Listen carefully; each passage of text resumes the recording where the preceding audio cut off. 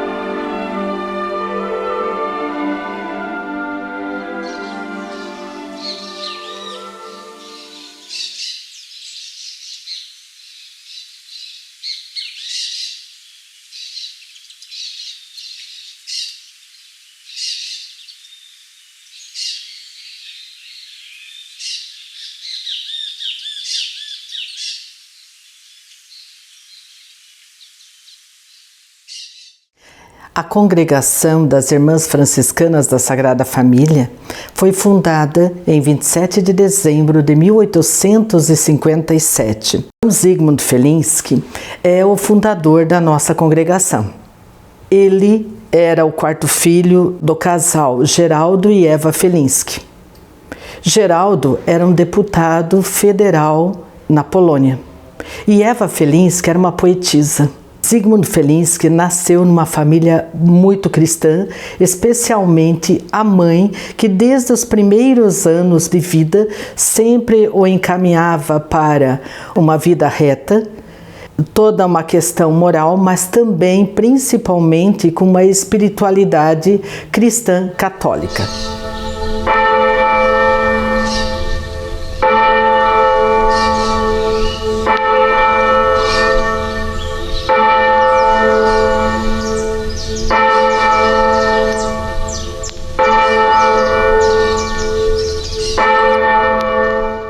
As irmãs vieram ao Brasil em 1906, com a missão de atender os filhos dos imigrantes poloneses que se concentravam em Curitiba.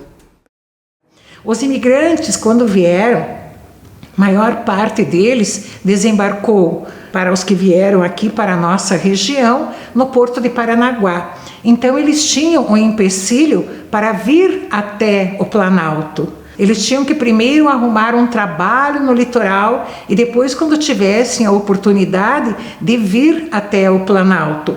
E para a viagem que eles saíram da Europa para chegar até aqui, muitas tristezas aconteceram durante essa viagem. Muitas pessoas perderam até familiares Eu tenho um exemplo na minha própria família. Um filho deles faleceu no navio e não tinha outra alternativa senão jogarem os corpos ao mar. A congregação foi crescendo aqui no Brasil e em 1925 as irmãs vieram para Campo Largo. No início, quando as irmãs chegaram aqui, elas moraram em casa cedida ou alugada. Depois, aos poucos, então, foram sendo adquiridos um lote, outro lote, e a construção dessas primeiras 4 salas iniciais aqui foi feita toda com o trabalho das irmãs e doação do povo de Campo Largo. E tem escrito nas crônicas da casa, só que são escritas em polonês, que as irmãs davam aula o dia inteiro. Antes de escurecer, carregavam os tijolos e a areia para que no outro dia os trabalhadores pudessem continuar e terminar antes a construção com menos custo. Algumas colônias que nós temos ainda hoje permanecem com o nome que eram de antigamente. Nós temos, por exemplo, a colônia Dom Pedro, que é uma colônia essencialmente de imigração polonesa, uma colônia muito importante na formação de Campo Largo. Nós temos a colônia Antônio Rebouças, de imigração italiana, com os costumes, com a agricultura, com as atividades trazidas da Itália. As irmãs vieram para Campo Largo, também com esta missão de atender os filhos dos imigrantes poloneses. Mas na primeira turma, que até hoje nós temos o primeiro livro de chamada, quando verificamos, são alguns sobrenomes poloneses. Outros são italianos, portugueses. Então, aqui em Campo Largo, desde o início, pudemos notar que a nossa missão era mais abrangente.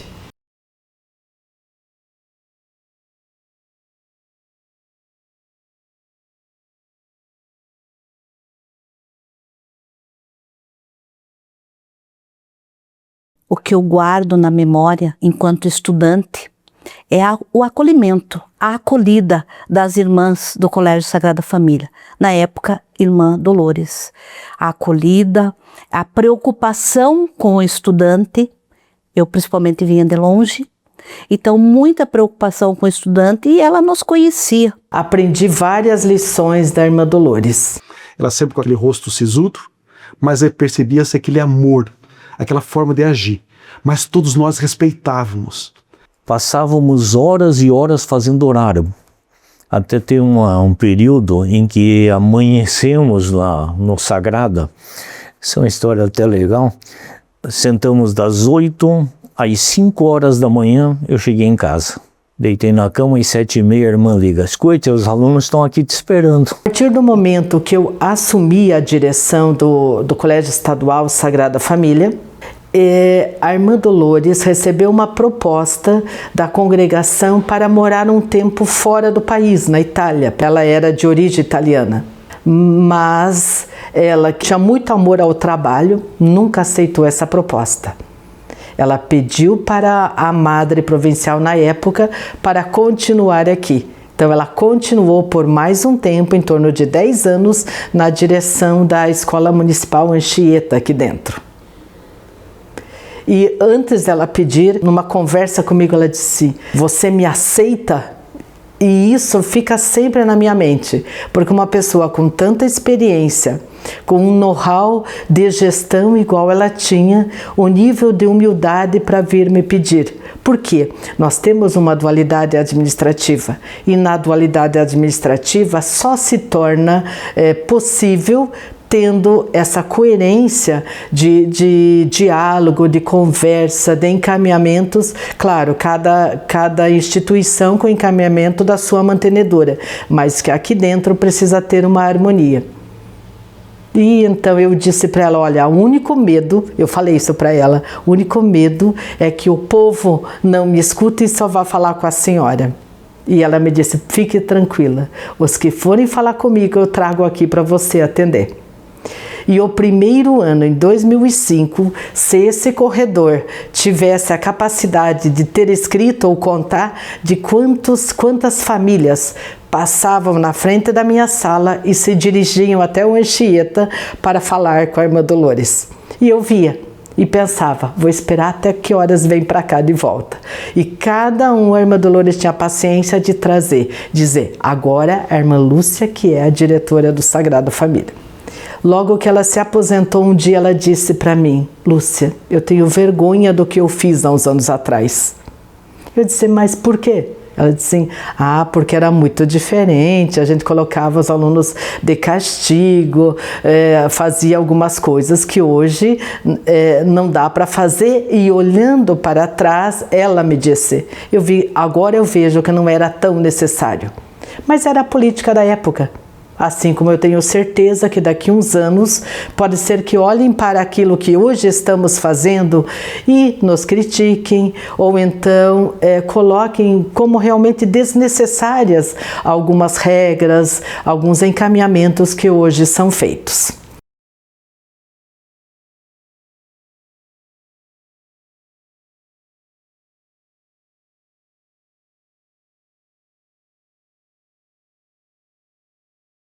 Uma das memórias que não marcou só a mim, mas as pessoas que se formaram comigo em 1969 na escola normal, é que nós conseguimos comemorar, celebrar a nossa formatura de 50 anos em 2019.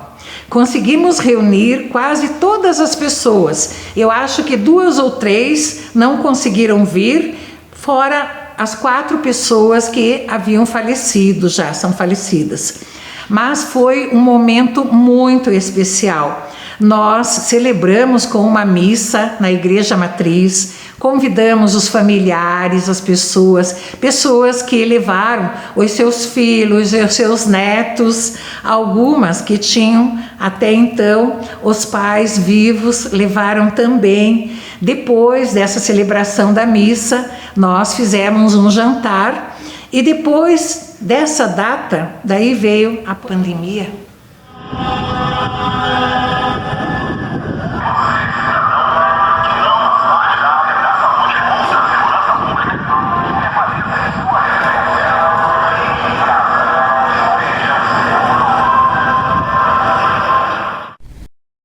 Em 2020 começou muito bem, né? Tava tudo normal, né? Pessoas saindo na rua, divertindo, tal.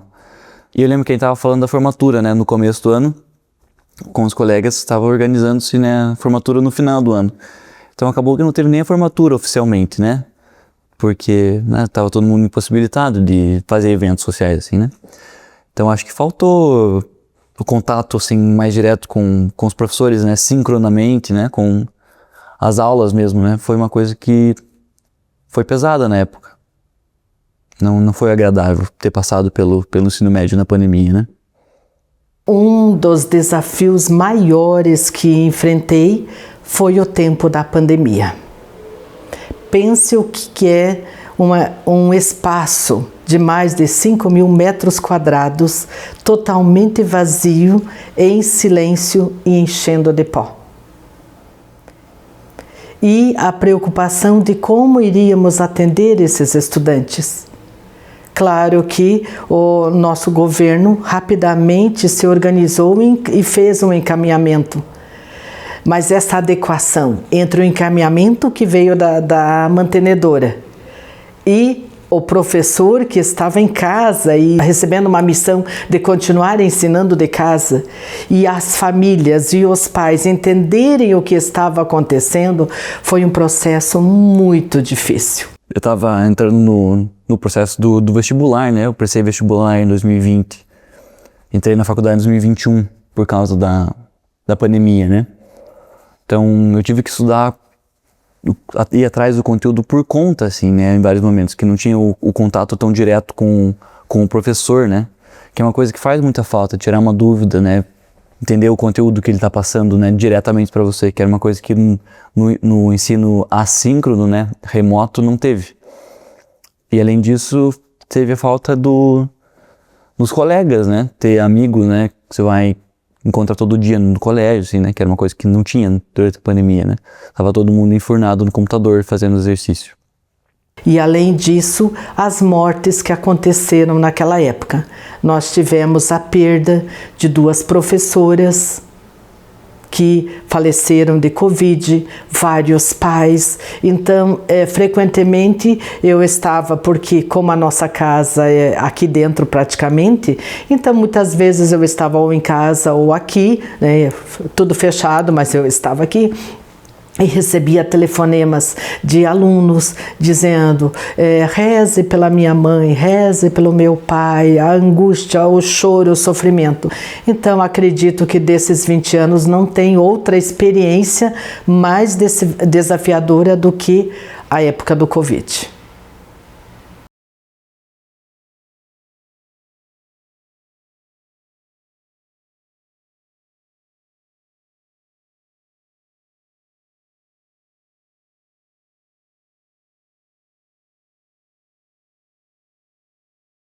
A amizade com os professores é muito boa.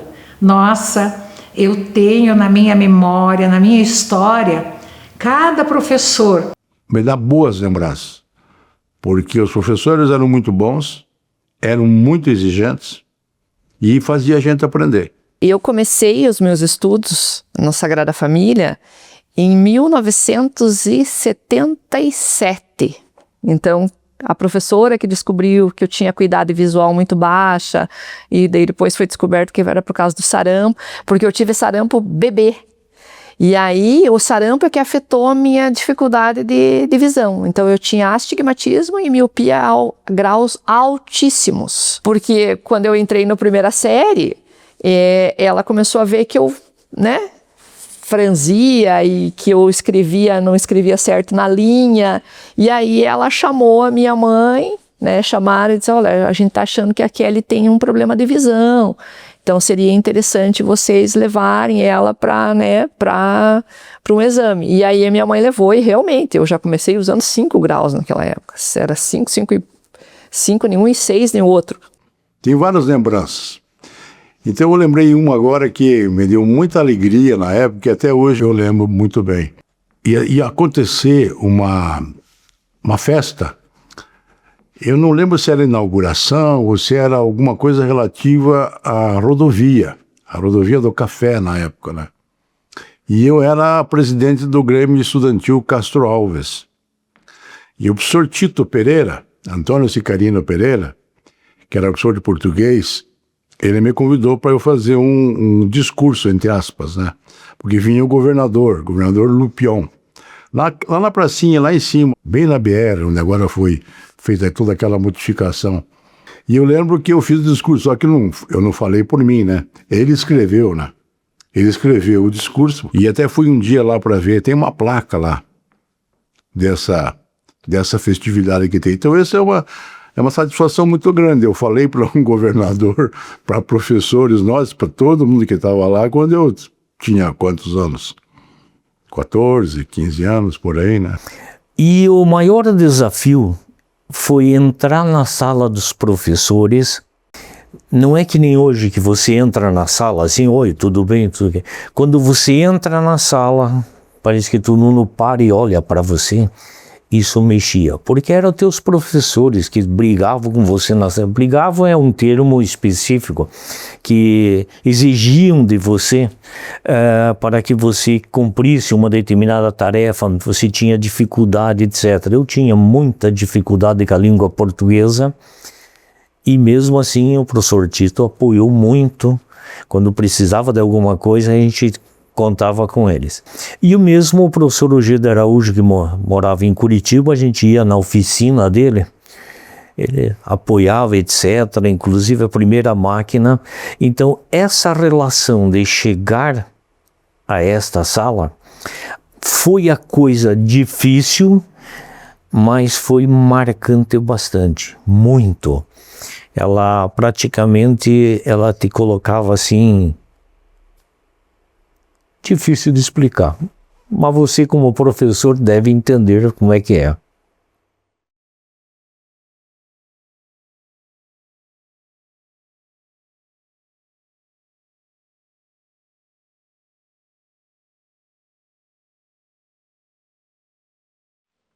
O colégio era muito diferente, né? Na época que eu passei por aqui, né? 1960, né? Por aí. Tinha bem menos coisa que hoje, com certeza. Então era totalmente diferente. As salas que hoje nós temos no terceiro andar não existia. Tinham salas, tinha o sótão, tinham salas adaptadas, tinha a famosa sala das múmias. Desde o tempo de aluna, depois professora, depois coordenadora do curso de formação, o prédio passou por várias modificações. Não tinha aquela quadra de esportes lá embaixo. Tinha uma quadra de voleibol que a gente jogava. Eu lembro muito bem da aula de educação física, que era um militar que dava aula, que a gente tinha que subir numa corda que estava amarrada assim em cima, aquela coisa que eu nunca consegui fazer, até hoje eu não consigo. Bom, hoje também nem tento mais, né?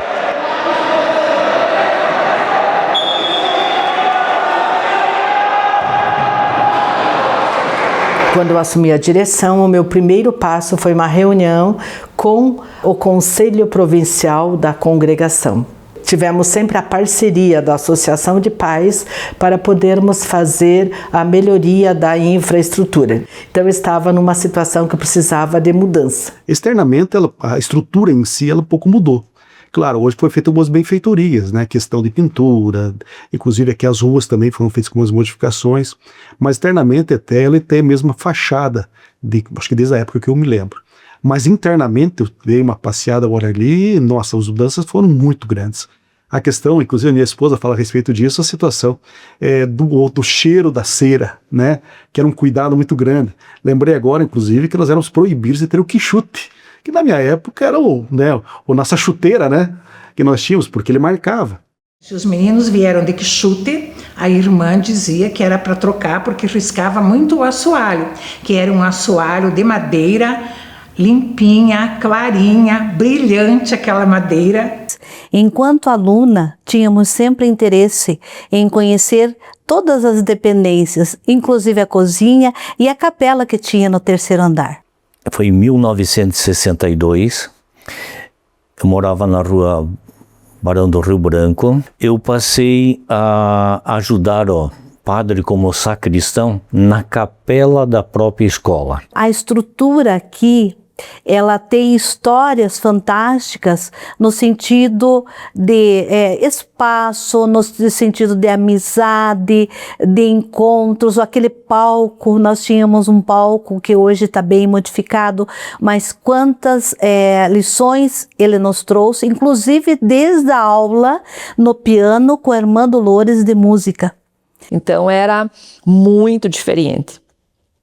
O sótão era de madeira, né? Tinha toda uma instalação antiga e nós às vezes a gente subia, né, para ver como que tava lá. A sala dos professores antigamente era no bloco que a gente chama hoje no bloco 1 aqui, né?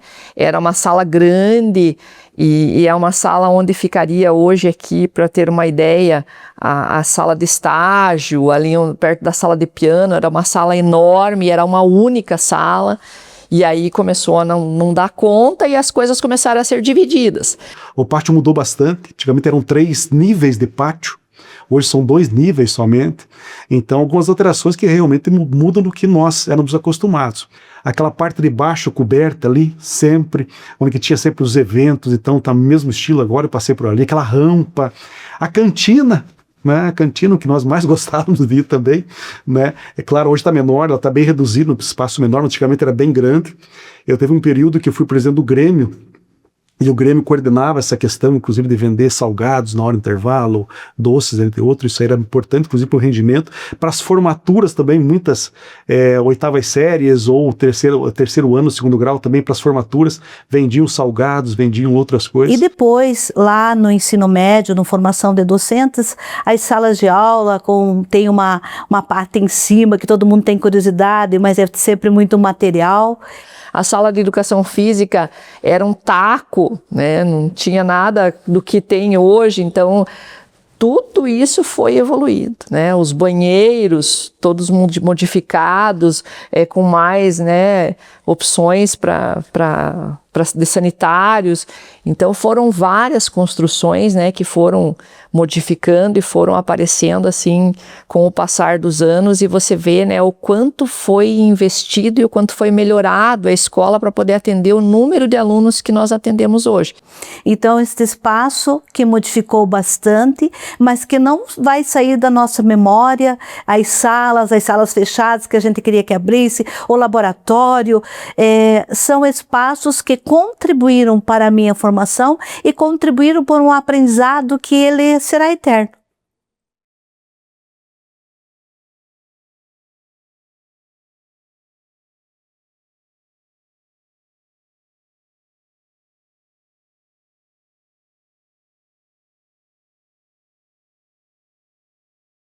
Eu só tenho que agradecer a congregação por essas irmãs terem vindo e terem iniciado um trabalho, porque eu acho que cada um que passa por aqui realmente tem uma satisfação diante do que esse colégio representa na cidade hoje. Aqui no Sagrado eu tive períodos muito importantes e marcantes da minha vida. Eu me recordo que estudando no Sagrada Família foi quando faleceu meu pai, que eu perdi meu pai. Então isso é uma posição que marca a vida da gente. Tanto é que esse ano, graças a Deus, eu sempre fui um bom aluno. Esse ano eu reprovei, né? Isso foi em 1984. Então isso marcou muito na minha vida. Quantas amizades que permanecem até hoje. Gente, isso aqui, esse prédio, ele guarda memórias de cada sala de aula, de cada ser humano, que a gente nunca vai conseguir esquecer. Deus me confiou ser o prefeito da cidade, bem no ano que o Sagrado completa os seus 100 anos. Né? Que honra para mim, né? Para mim, para minha família, podermos estar comemorando isso, né? Desfrutando de um período importante da vida de todos nós. E as decisões que eu tomo hoje, elas são pautadas do que eu aprendi no Sagrada Família, com certeza. O maior desejo é que daqui 100 anos, essas pessoas que hoje estão, quem sabe na educação infantil, que pela ciência vai nos ajudando e vão viver mais tempo, possam olhar para trás e possam trazer dentro de si algo que marcou na vida e que ajudou elas a serem pessoas melhores.